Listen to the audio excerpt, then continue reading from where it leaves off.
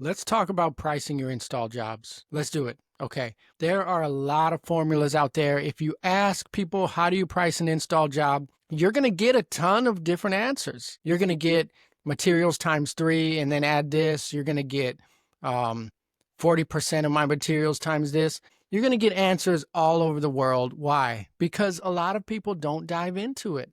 I remember when I first started my business, back in the day when I had 1 to 2 employees and I was out looking how to find I was looking for answers on how to price jobs. And you know what? It was really hard to find. So I made it my mission to learn and understand pricing. And one of the biggest lessons that I learned is pricing is based on your cost, and there's an actual way to price your jobs. Now, today we're talking about HVAC install pricing specifically. I'm going to show you exactly why you need to use this method to price your install jobs, and I'm going to show you how you can even supersize that and use this pricing method to your advantage to even make more sales, even if it makes you have a higher price. So stay tuned for that. Let's get right into it. This is the proper way to price any install job, whether you're a one-man in a van, one-man show, or you have 20 employees or 30 or 40 or 50 employees. Okay, it doesn't matter. There's a way to do it. And the reason you have to do it a specific way is when the company scales or when you have different jobs, the pricing strategy has to work at scale. If you just do materials times 3 or materials times 2, that doesn't work if you're on a really large job. That will work for one homeowner, one person, maybe one helper. But when you have these big jobs or different odd jobs with different amounts of time, it's going to kill your profit. Doing it this way is going to make sure that no matter what job you're doing, because you understand pricing, this will work. Okay, let's take an example. All right. First thing we need to do is we need to price based off of profit margin. All right, before I show you how to do it, let's put our cost in here, okay? Prices have went through the roof. You know that. I know that. I own an air conditioning company. I run it every single day. I try to keep an eye on my prices. So let's go in here. Let's assume our indoor and our outdoor cost $4,500. Okay, we're selling a good solid unit. Costs us $20 to go back and forth to that job. All right, now this is going to be a little different. So let's just take a scenario here and say you're not using any subcontractors. You're doing the job yourself. All right. So we'll start out as if you're a one-man show doing this. Materials are $300. Let's say they're $500. Right now, you're already spending $5,000 to do this job. This is your cost to do the job, right? And by the way, these are called cost of goods. Okay. But we won't get into that. Let's say you offer financing. Right off the bat, you're going to pay the bank a percentage. You need to know what that percentage is, and you need to include it in your pricing, right? But I said we're going to base this off of a one-man show, so let's assume you're not offering any financing at all, okay? Now, how much time is it going to take you? Are you going to put a technician on the startup? Are you the technician that's on the startup if you're a one-man show? Let's take a look, okay? Let's say you're paying yourself $50 an hour. You're going to be on the job for 8 hours because you're doing it by yourself, right? Let's say you have a helper. You're paying him $20 an hour. He's going to be on there for 8 hours. Right off the bat, you have a cost of $560. Okay? Now, this gets into the hourly rate a little. I don't want to do this in this video. I have other videos where I tell you about how to set your pricing for your hourly rate. Okay? That's on this document. If you want this document, it took me a long time to make it. You can do all this by watching all my videos with a pen and a paper. But if you want to buy this document, it's available. I get so many questions about it, so I went ahead and made it available. It's in the description. If you want to talk to me and you say, Michael, I bought the document or I have so many questions, schedule a call with me. I'll put my Zoom link, my calendar there. You can meet with me. I'm available 2 days a week. I'll talk to you. It's totally fine. Okay. I know what it's like to struggle and not be able to get answers. Okay, so if you're just doing your flat time, you're a one-person company and you don't have an hourly rate set, put it on here, okay? Let's say you have a salesperson you're giving a commission. You have to put that there. Let's put that on 0 for now for all my one-man show companies, okay? Right now, your total cost to do this job is $5,500, right?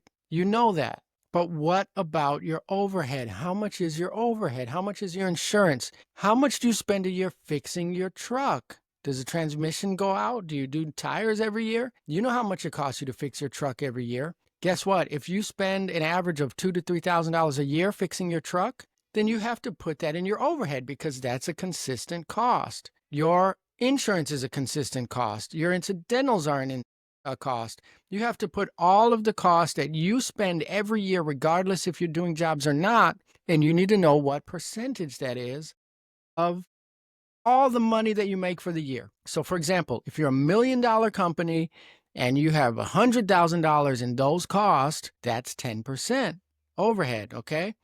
Park overhead is around 25 to 30%. You got to know that. So take a look at this. That percentage comes out of every single job you do. So you better put it in every single job you do. So let's assume you have a 25% overhead. And the way to know that, if you have really clean books, QuickBooks, you can just pull your profit and loss document. If you don't have clean books yet, you can use this document. Go to my other videos. You can do it yourself, or you can use this and put all of your costs in, and it'll tell you what your overhead is. Okay? It's going to be right there.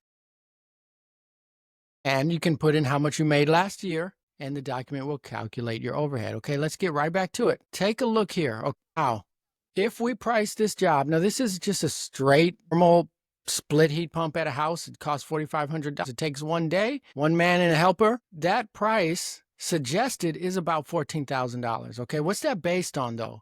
That is based on making a 25 to 30% net profit.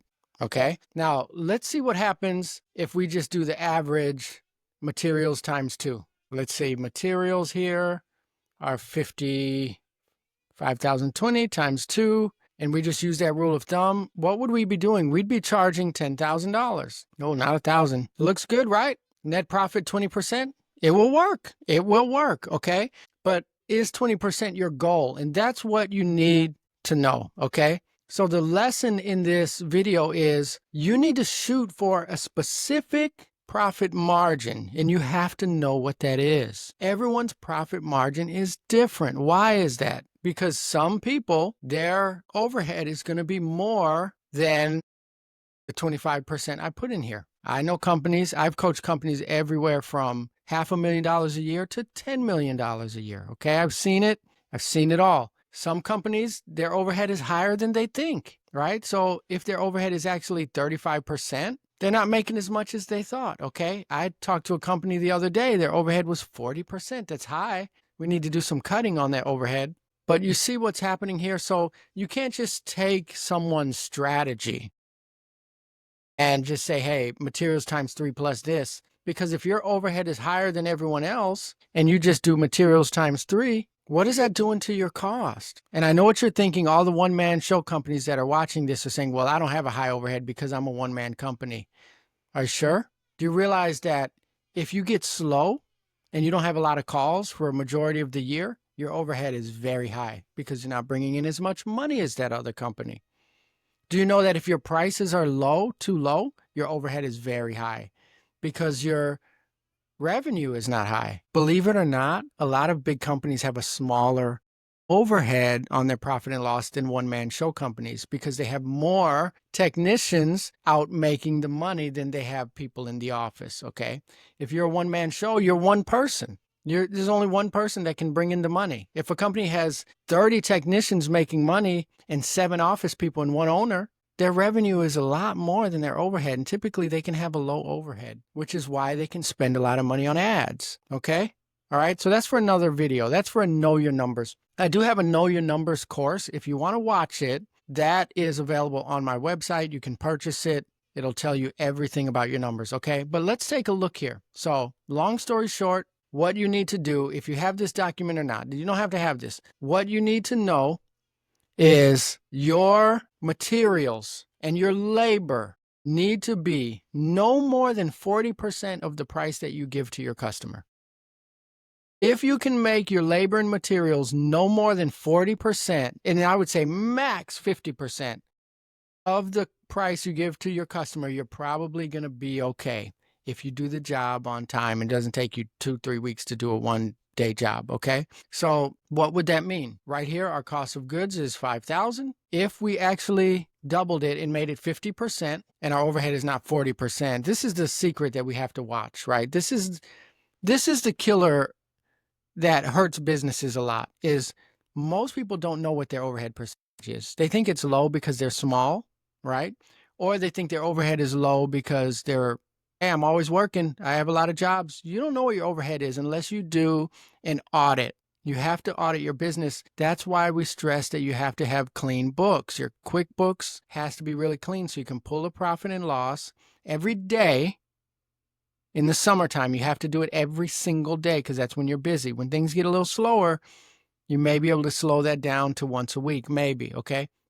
But you have to look because you need to know what your overhead percentage is because it'll creep up.